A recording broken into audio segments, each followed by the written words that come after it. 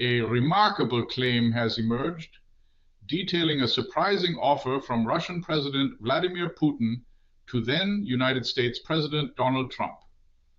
According to a former Trump administration official, Putin proposed an extraordinary swap, Venezuela, in exchange for Ukraine. This revelation sheds light on the complex and often transactional nature of global power politics. The context for this alleged deal dates back to 2019, during President Trump's first term. At the time, the United States took military action against Venezuelan President Nicolás Maduro, a key Russian ally. Surprisingly, Russia's response to these actions was remarkably muted, almost tame, despite Moscow's significant interests in Venezuela. This seemingly restrained reaction from Russia raised questions among observers. The details of this proposed arrangement come from Dr. Fiona Hill, a United States expert and former member of President Trump's National Security Council. Dr. Hill, who now works for the research institute Brookings, testified before Congress 6 years ago. She stated that at the beginning of 2019, the Russians had very strongly signaled that they wanted to make some kind of very strange swap arrangement, Venezuela for Ukraine. This extraordinary claim was subsequently reported by the prestigious New York Times.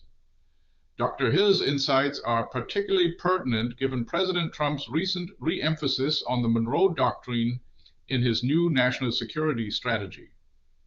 The Monroe Doctrine, originally formulated in 1823 by then United States President James Monroe, famously asserted the principle of America for the Americans.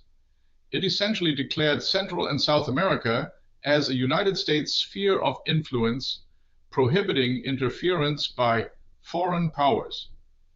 President Trump has even adopted the term Donroe Doctrine, a play on his own name, to describe this revitalized approach. This concept of dividing the world into spheres of influence and asserting the right to military action within one's own domain of dominance is not new. The controversial legal theorist Carl Schmitt, known for his proximity to National Socialism, analyzed the implications of such plans in his 1933 work, The USA and the International Law Forms of Modern Imperialism. He described precisely this division of the world into spheres of interest and the right to military actions within one's own sphere of predominance. From the Russian perspective, President Vladimir Putin often refers to these areas of interest as the nahes Ausland, or near abroad. The former Russian President Dmitry Medvedev, for example, even praised Trump's intervention in Venezuela, stating that he and his team champion the interests of their country very hard. Medvedev explicitly characterized Latin America as the United States' backyard, implicitly suggesting a similar understanding for Russia's actions in Ukraine. Moscow, it seems, hoped for a reciprocal understanding regarding its own interventions in Ukraine, echoing the very principle of established spheres of influence that shaped the proposed Venezuela-Ukraine exchange. Stay tuned for more updates on this developing story. This video was generated using artificial intelligence. Thanks for watching.